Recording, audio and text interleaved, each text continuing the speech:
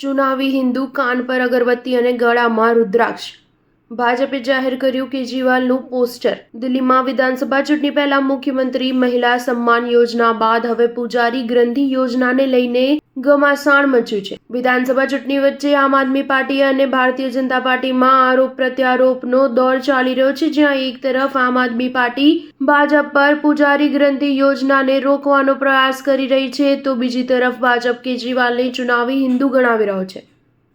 દિલ્હીના પૂર્વ સીએમ અરવિંદ કેજરીવાલ પૂજારી ગ્રંથિ સન્માન યોજનાની શરૂઆત કરવા જઈ રહ્યા છે. આમ આદમી પાર્ટીના જણાવ્યા પ્રમાણે પૂજારી ગ્રંથિ સન્માન યોજનાના રજીસ્ટ્રેશન કાર્યક્રમનો આરંભ થશે. આ વચ્ચે ભાજપે એક પોસ્ટર રજૂ કરીને અરવિંદ કેજરીવાલ પર કટાક્ષ કર્યો છે.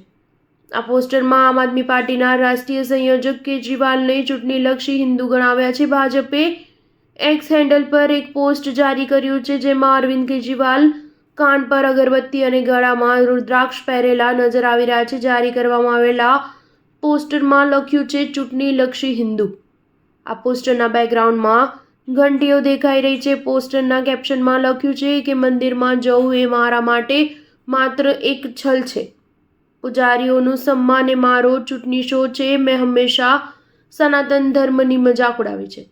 આ ઉપરાંત ભાજપે પોસ્ટના કેપ્શનમાં લખ્યું છે જે 10 વર્ષ સુધી ઇમામોને પગાર વહેંચતા રહ્યા, જેઓ ખુદ અને તેમના નાની ભગવાન શ્રી રામના મંદિરના નિર્માણથી ખુશ ન હતા, જેમણે મંદિર અને ગુરુદ્વારાની બહાર દારૂની દુકાનો ખોલી, જેની આખી રાજનીતિ હિન્દુ વિરોધી રહી, તેમને હવે ચૂંટણી આવતા જ પૂજારીઓ અને ગ્રંથિઓની યાદ આવી. સ્ટાર ન્યૂઝ 7 હંમેશા સચ્ચાઈની સાથે.